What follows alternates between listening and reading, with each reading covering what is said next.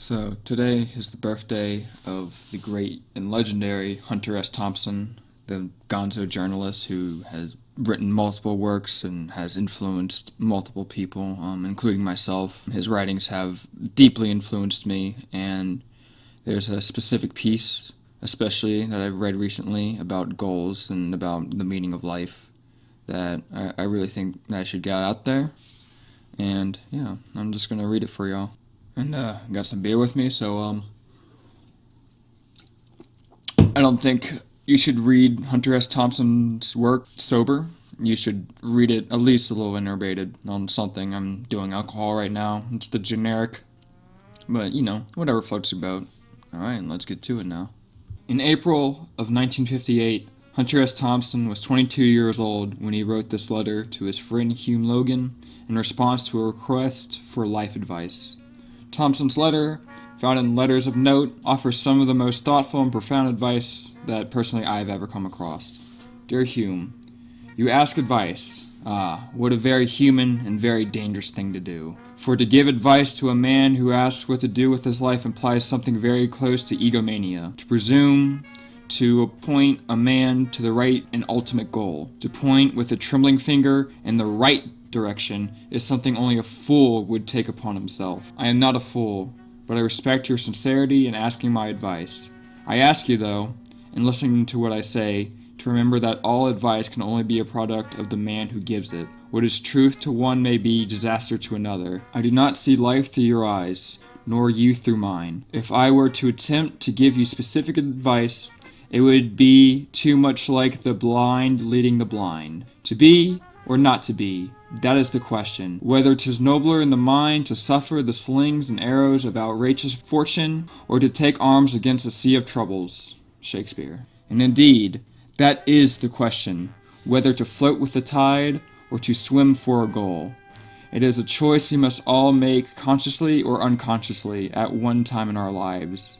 So few people understand this. Think of any decision you've ever made which had a bearing on your future. I may be wrong, but I don't see how it could have been anything but a choice, however indirect, between the two things I've mentioned, the floating or the swimming.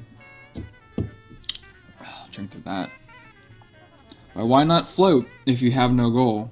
That is another question. It is unquestionably better to enjoy the floating than to swim in uncertainty. So how does a man find a goal? Not a castle in the stars, but a real and tangible thing. How can a man be sure he's not after the big rock candy mountain, the enticing sugar candy goal that has little taste and no substance? The answer, and in a sense, the tragedy of life, is that we seek to understand the goal and not the man. We set up a goal which demands of us certain things, and we do these things. We adjust to the demands of a concept which cannot be valid. When you were young, let us say that you wanted to be a fireman. I feel reasonably safe in saying that you no longer want to be a fireman. Why? Because your perspective has changed.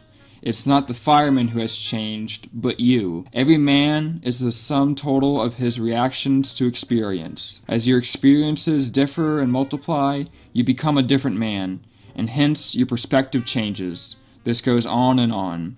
Every reaction is a learning process. Every significant experience alters your perspective. So it would seem foolish, would it not, to adjust our lives to the demands of a goal we see from a different angle every day? How could we ever hope to accomplish anything other than galloping neurosis? The answer, then, must not deal with our goals at all, or not with tangible goals anyway. It would take reams of paper to develop this subject to fulfillment. God only knows how many books have been written on the meaning of man and that sort of thing. And God only knows how many people have pondered the subject. I use the term God only knows purely as an expression. There's very little sense in my trying to give it up to you in the proverbial nutshell, because I'm the first to admit my absolute lack of qualifications for reducing the meaning of life to one or two paragraphs. I'm going to steer clear of the word existentialism, but you might keep it in mind as a key of sorts. You might also try something called Being and Nothingness by Jean-Paul Sartre, and another thing called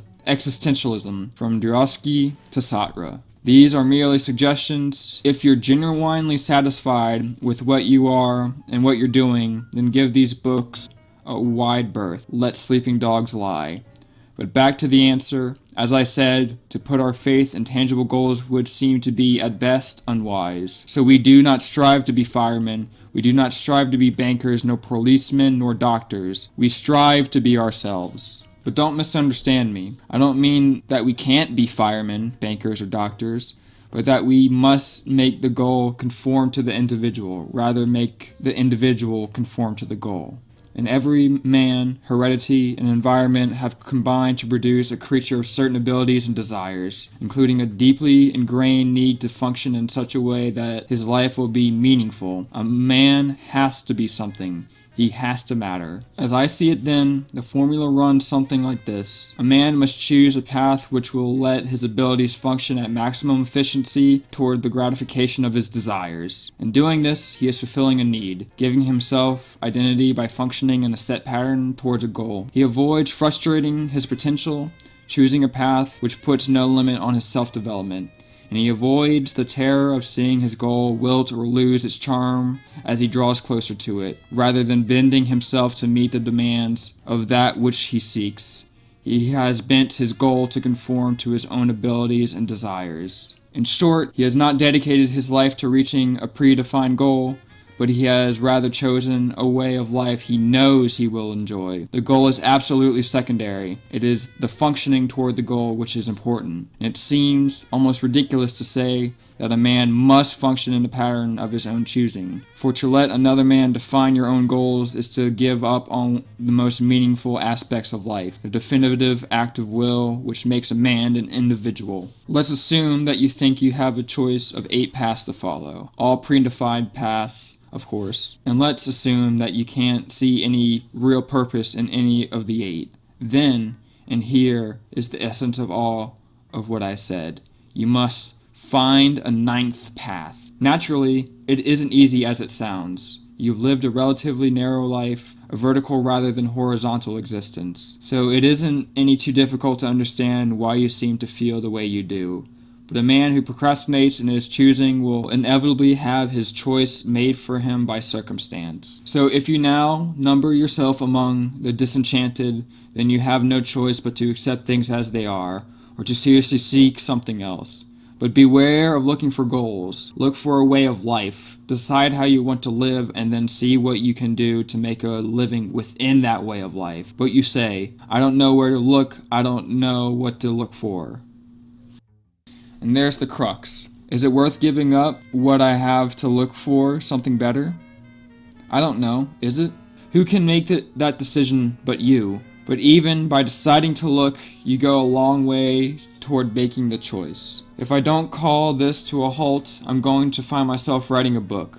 I hope it's not as confusing as it looks at first glance. Keep in mind, of course, that this is my way of looking at things. I happen to think that it's pretty generally applicable, but you may not.